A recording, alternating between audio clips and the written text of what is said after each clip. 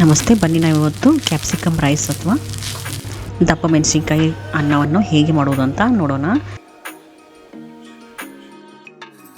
ಮೊದಲನೇದಾಗಿ ಇದಕ್ಕೊಂದು ಪೌಡ್ರನ್ನು ರೆಡಿ ಮಾಡ್ಕೊಳ್ಬೇಕು. ಅದಕ್ಕಾಗಿ ನಾನಿಲ್ಲಿ ಸುಮಾರು 2 ಟೇಬಲ್ ಸ್ಪೂನಷ್ಟು ಕಡಲೆ ಬೀಜ ತೊಗೊಂಡಿದ್ದೀನಿ.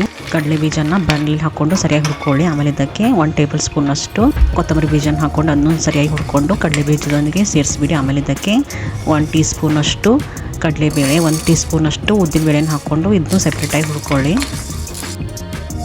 ಆಮೇಲೆ ಸುಮಾರು 1 ಟೀ ಸ್ಪೂನಷ್ಟು ಬಿಳಿ ಎಳ್ಳನ್ನು ಹಾಕ್ಕೊಂಡು ಇದನ್ನು ಸರಿಯಾಗಿ ಹುರ್ಕೊಂಡು ಬೇರೆ ಮಸಾಲೆಯೊಂದಿಗೆ ಸೇರಿಸ್ಕೊಂಡ್ಬಿಡಿ. ನಂತರ ಬಾಣಲೆಗೆ 1 ಟೀ ಸ್ಪೂನಷ್ಟು ಜೀರಿಗೆ, 1 ಟೀ ಸ್ಪೂನಷ್ಟು ಕರಿಮೆಣಸು, ಒಂದು ಸ್ವಲ್ಪ ಚಕ್ಕೆ, 1 ಪಲಾವ್ ಎಲೆ, 2 ರಿಂದ 3 ಒಣ ಮೆಣಸಿನಕಾಯನ್ನು ಹಾಕ್ಕೊಂಡು ಸರಿಯಾಗಿ ಬಾಡಿಸ್ಕೊಳ್ಳಿ. ಆಮೇಲೆ ಇದಕ್ಕೆ ಸ್ವಲ್ಪ ಕರಿಬೇವು ಸೊಪ್ಪು ಹಾಗೂ 4 ರಿಂದ 5 ಎಸಳು ಬೆಳ್ಳುಳ್ಳಿಯನ್ನು ಹಾಕ್ಕೊಂಡು ಇದನ್ನು ಸರಿಯಾಗಿ ಬಾಡಿಸ್ಕೊಂಡು ಇದರದೊಂದು ಪೌಡ್ರನ್ನು ರೆಡಿ ಮಾಡ್ಕೊಳ್ಳಿ. ನೆನಪಿರಲಿ, ಪೌಡ್ರಿಗೆ ಎಣ್ಣೆ ಹಾಕ್ತೀನಿ, ಹಾಗೆ ಪುಡಿ ಮಾಡ್ಕೋಬೇಕು.